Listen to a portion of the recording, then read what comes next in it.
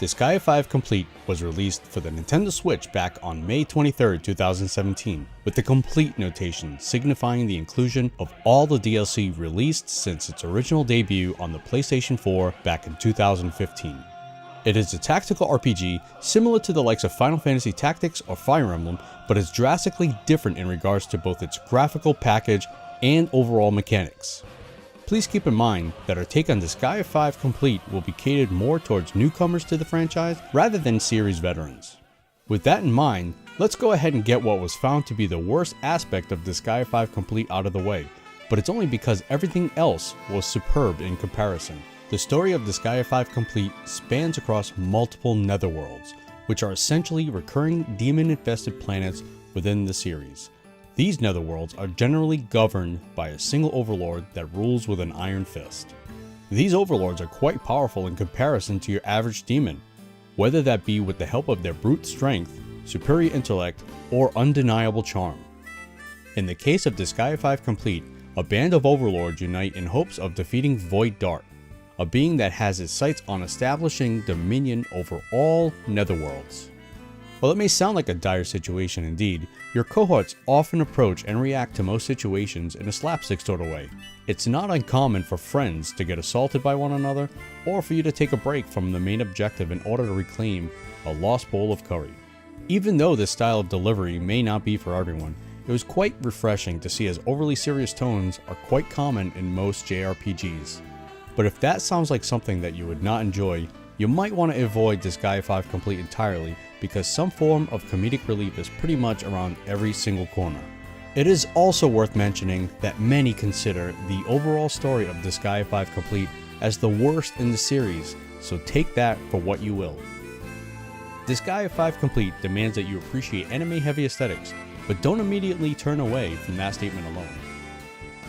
Even if it's not your preferred style of graphics, the combat animations might be enough to persuade you otherwise.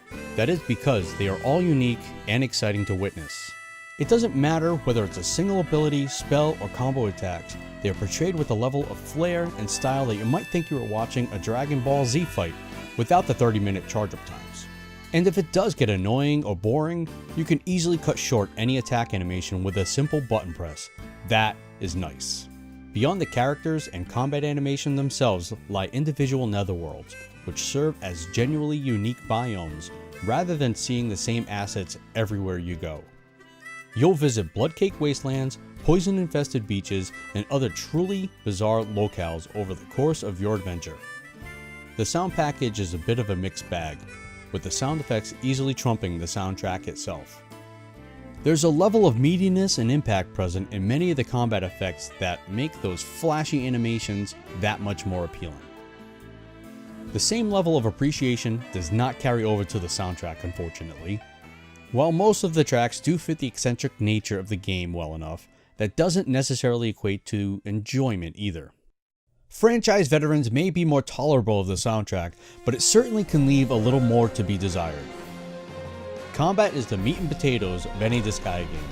If you're unfamiliar with the series, take your typical level 99 cap in most JRPGs and multiply it by over 1,000. That's right, you can level up to 9,999 in this game, so combat is going to take up the vast majority of your playtime.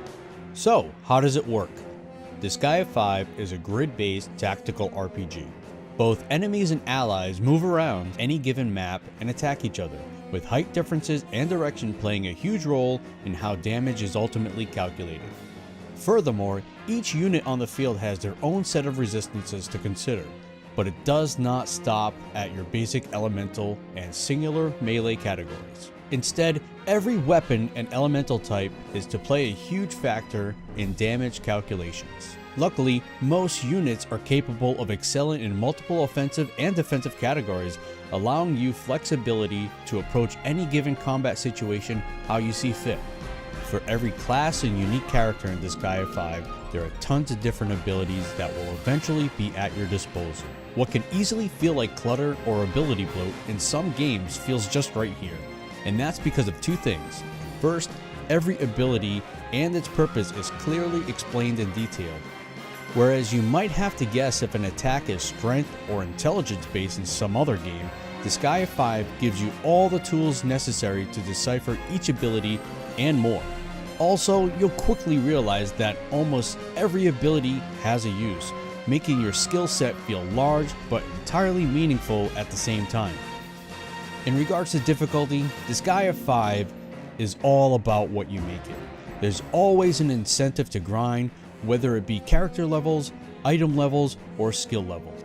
So chances are you won't run into many issues, during the main campaign at least, unless you avoid grinding entirely.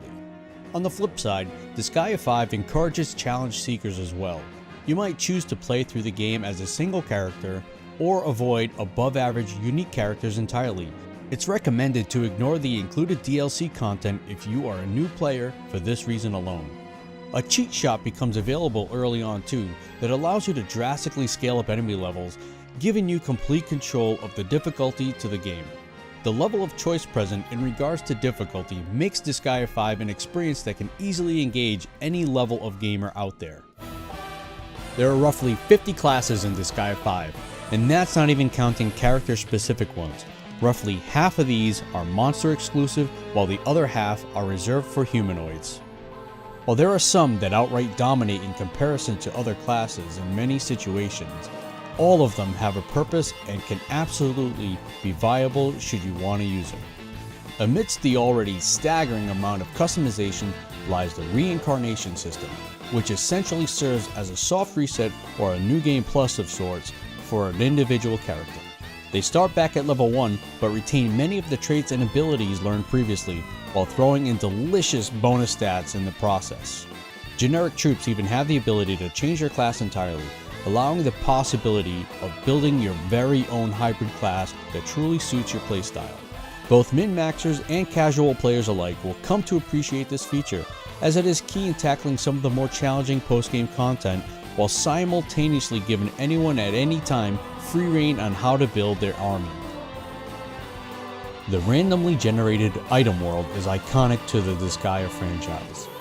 In short, the item world allows you to enter virtually any item in the game and level up its stats by delving into the associated randomly generated dungeons. Every floor you complete grants the item at least one additional level, which amplifies the potency of the item, making the incentive to run these over and over quite high. The great thing is that you also naturally get boatloads of experience, items, and money in the process. Just keep in mind that enemies scale with both quality and level of the item, so be sure not to bite off more than you can chew.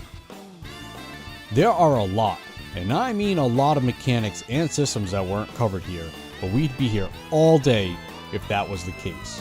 If you're brand new to the series and are concerned about depth and complexity of the game, worry not. It can be argued that despite being the latest game in the series, Disgaea 5 is the most approachable to a new player. While it could possibly have the most amount of options and systems of any game in the series to date, it can be much more forgiving than earlier titles in the franchise. It takes some work to understand the ins and outs completely, but the payoff is well worth it. Between your own intuition, the in-game tutorials and guides, the occasional glance at resources on the information superhighway, you'll be on your feet in no time. But most importantly, have fun with it.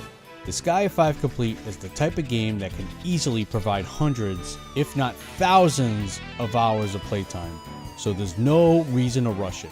There is a near infinite amount of freedom in customization and gameplay tweaks that should satisfy RPG fans of any caliber.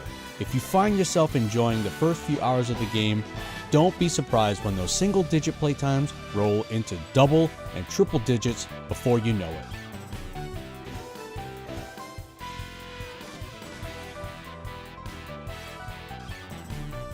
And don't forget, you can find the full written review at SwitchRPG.com. The link will be in the description.